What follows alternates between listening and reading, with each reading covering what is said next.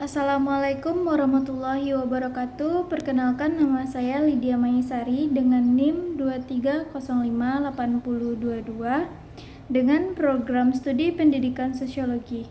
Baiklah, melalui video ini saya akan membuat tugas kewirausahaan, yaitu tentang revolusi industri 4.0. Ini merupakan satu transformasi yang terkait dengan kebijakan ekonomi di era industri.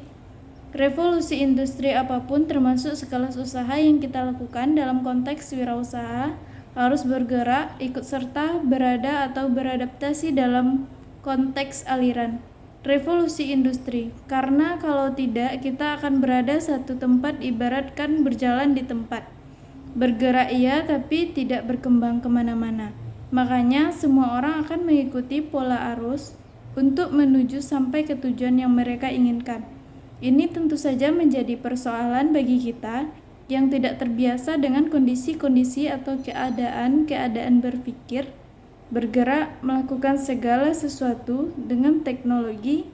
Kaitannya dengan teknologi, dengan dunia maya, dengan kemampuan kita untuk membaca sesuatu di luar ruang.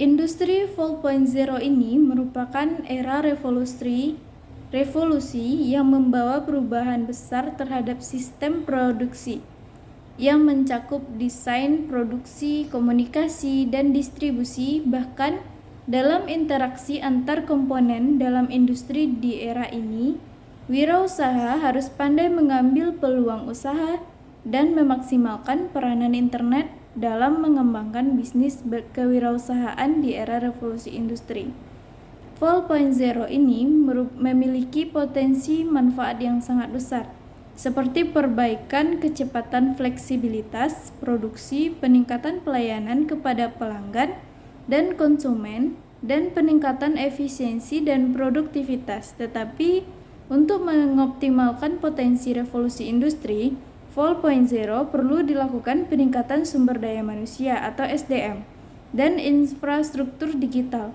Pemerintah juga gencar mengimplementasikan revolusi industri 4.0 di Indonesia.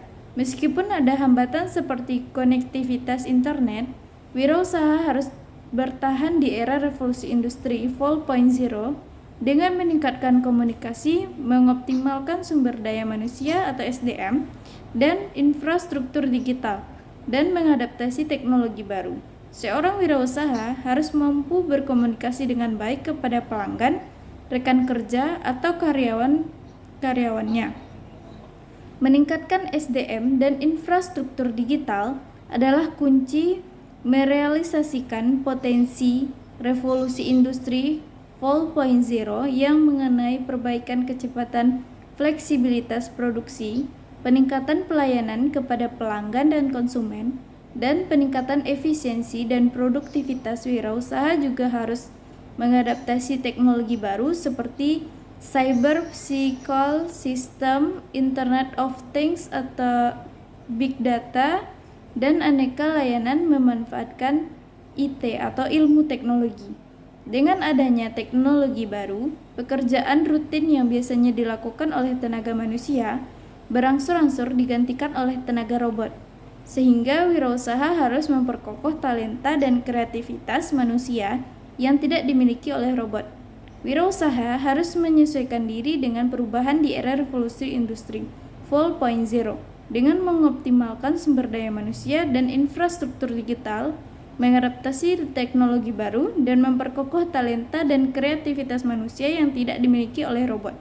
Ini dapat dilakukan dengan mengikuti perkembangan teknologi dan memanfaatkan platform pembelajaran daring, sumber daya digital, dan aplikasi pendidikan untuk memperdalam pemahaman tentang materi kuliah dan mengembangkan keterampilan digital.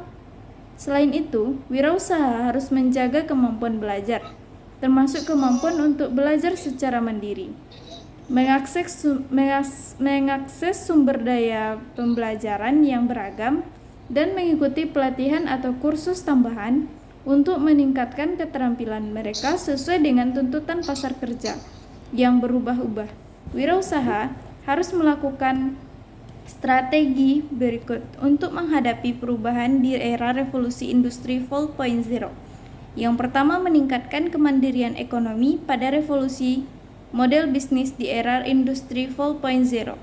Memanfaatkan dunia wirausaha di era revolusi industri 4.0, meningkatkan kompetensi dalam bidang-bidang yang relevan dengan revolusi industri 4.0 seperti inovasi dan adaptasi, peningkatan keterampilan, kolaborasi dan kemitraan, dan pengembangan strategis bisnis.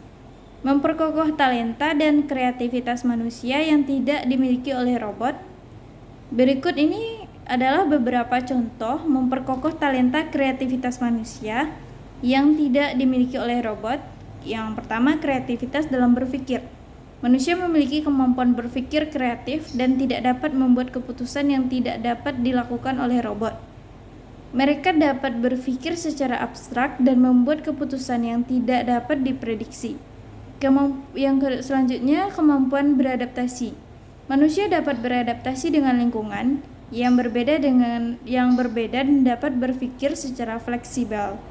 Mereka dapat berpikir secara kreatif dan membuat keputusan yang sesuai dengan situasi. Yang selanjutnya, kemampuan berkomunikasi. Manusia memiliki kemampuan berkomunikasi yang lebih baik daripada robot. Mereka dapat berbicara, menulis, berpikir secara verbal dan non-verbal. Selanjutnya, kemampuan berempati. Manusia memiliki kemampuan berempati yang lebih baik daripada robot. Mereka dapat merasakan emosi dan dapat berpikir secara emosional. Selanjutnya, kemampuan berinovasi. Manusia memiliki kemampuan berinovasi yang lebih baik daripada robot. Mereka dapat membuat ide-ide yang baru dan dapat berpikir secara kreatif. Yang selanjutnya, kemampuan berpikir kritis. Manusia memiliki kemampuan berpikir kritis yang lebih baik daripada robot. Mereka dapat berpikir secara kritis dan dapat membuat keputusan yang sesuai dengan situasi. Selanjutnya, berpikir secara strategis. Manusia memiliki kemampuan berpikir strategis yang lebih baik daripada robot. Mereka dapat berpikir secara strategis dan dapat membuat keputusan yang sesuai dengan situasi. Yang selanjutnya, kemampuan berpikir secara analitik. Mereka memiliki kemampuan yang berpikir analitik yang lebih baik daripada robot. Mereka dapat membuat keputusan yang sesuai dengan situasi. Selanjutnya, kemampuan berpikir kombinatorial. Nah, itulah contoh memperkokoh talenta dan kreativitas manusia yang tidak dapat dimiliki oleh robot. Mengoptimalkan sumber daya manusia atau SDM dan infrastruktur digital. Mengadaptasi teknologi baru seperti cyber physical system, Internet of Things, Big Data, dan aneka layanan yang dapat memanfaatkan IT. Mengikuti perkembangan teknologi dan memanfaatkan platform pembelajaran daring, sumber daya digital, dan aplikasi pendidikan untuk memperdalam pemahaman tentang materi kuliah dan mengembangkan keterampilan digital. Mengikuti pelatihan atau kursus tambahan untuk meningkatkan keterampilan mereka sesuai dengan tuntutan pasar kerja yang berubah-ubah. Baiklah, hanya itu yang dapat saya sampaikan. Kalau ada salah kata mohon maaf. Assalamualaikum warahmatullahi wabarakatuh.